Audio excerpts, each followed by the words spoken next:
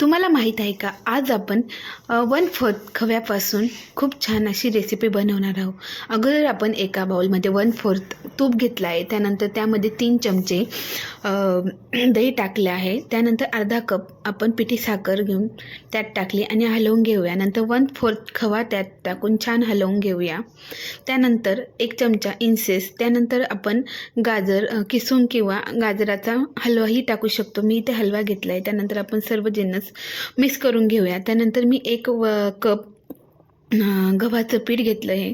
त्यानंतर मी 1 teaspoon baking powder आणि अर्धा टीस्पून बेकिंग सोडा घेतला आहे. त्यानंतर मी हे थोडं दूध टाकून छान एकजीव करून घेतलं आहे. त्यानंतर अर्धा कप दूध लागलं आहे. त्यानंतर मी हे 180 डिग्रीला 31 मिनटासाठी ठेवले. बघू शकता किती छान मावा केक तयार झाला आहे.